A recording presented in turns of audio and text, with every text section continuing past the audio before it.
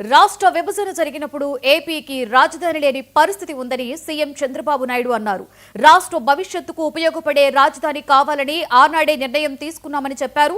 విజయవాడ, గుంటూరు మధ్యలో రాజధాని ఉండాలని నిర్ణయించామని, అప్పటికే ప్రూఫ్ ఆఫ్ కాన్సెప్ట్ తయారు చేశామని వెల్లడించారు. హైదరాబాద్ను మించిన రాజధాని కట్టాలి అన్నదే తన లక్ష్యమన్నారు సీఎం చంద్రబాబు నాయుడు. మొట్టమొదటిసారిగా రాష్ట్ర విభజన జరిగింది. జూన్ 2వ తారీఖున 2 రాష్ట్రాలుగా విభజన జరిగింది. ఆంధ్రప్రదేశ్ రాష్ట్రానికి రాజధాని లేదు. ఆ రోజు చట్టంలో పెట్టింది కూడా రాజధాని ఎక్కడ పెట్టాలనో నిర్ణయించడానికి ఒక కమిటీ వేస్తామని ఒక కమిటీ వేశారు. అక్కడి నుంచి శివరామ్ మైక్ కరెక్ట్గా చూడు, అక్కడి నుంచి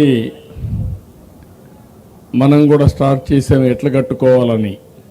అయితే ఆ రోజు కనీసం ఆనాటి ప్రభుత్వం పలాంది ఇక్కడ రాజధాని వస్తుందనంటే ఎట్లా కట్టాలని ఆలోచించేవాళ్ళం. రాజధాని ఎక్కడ వస్తుందో చెప్పకుండా ఒక కమిటీ వేసి, రెండోది దానికి కావాల్సిన జాగా కూడా లేదు మనకు, మీరు గుర్తుపెట్టుకోవాలి. అలాంటి సమయంలో మన ఆలోచన విధానం ఏం చేయాలని ఆలోచించినప్పుడు ఎవరిని అడిగినా కూడా చాలా సింపుల్గా 25 పార్లమెంట్లు ఉన్నాయి.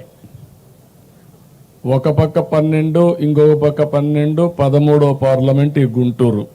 రాజధాని ఎక్కడ రావాలంటే ఇక్కడే రావాలని చెప్పాల్సింది పోయి దీనికి లేనిపోని పంచాయతీ పెట్టారు. అక్కడి నుంచి ప్రారంభమైంది.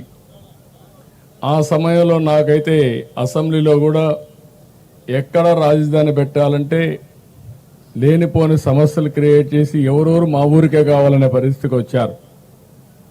నేను ఒకటే ఆలోచించాను, ప్రతి ఒక్క ఊరికి ఇచ్చేది కాదు, ఇది రాష్ట్ర భవిష్యత్తుకు ఉపయోగపడే రాజధానిగా ఉండాలి.